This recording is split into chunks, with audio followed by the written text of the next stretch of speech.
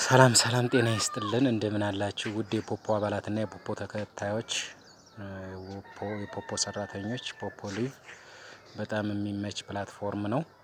በዚህ አጋጣሚ ለ2018 ዓመተ ምህረት ለአዲስ ዓመት እንኳን አደረሳችሁ እያልኩኝ አዲስ ዓመት ምኞቴን እገልጻለሁ። አዲስ ዓመት እንግዲህ 2018 የባለፈ የ2017 የተግበሰበሱ ስራዎቻችንን ትተን እንደ አዲስ በንቁ ሁኔታ በንቁ ህሊና የምንነሳበትና ለስራ ለለውጥ የምንተጋበት ዘመን ይሆንልን እያልኩ አዲሱ ዓመት የሰላም የብልጽግና የፍቅር የደስታ ይሆንልን ሀገራችንን ሰላም ያድርግልን እያልኩኝ ከዚህ ጋር ተያይዞ ውድ ጓደኞቼ ይህንን ቪዲዮ ቮት በማድረግ አሸንፍ ዘንድ ድምጻችሁን እንድትሰጡኝ በታላቅ አክብሮት እጠይቃለሁኝ።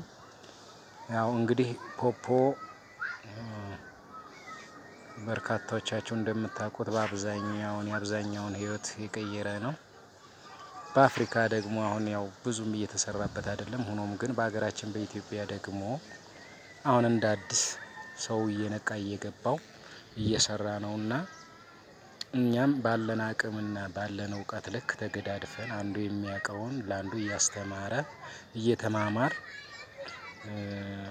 የተሻለ ነገር ነገ ላይ የተሻለ ነገር ለማምጣት የተሻለ መስራት አለብን ነው የምለው።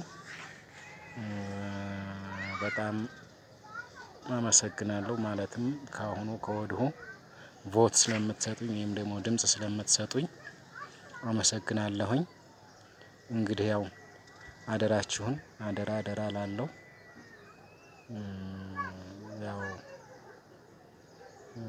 የምታውቁት ታውቁታላችሁ። ይሄ ቮት በጣም ለኔ ወሳኝ ቮት ነው።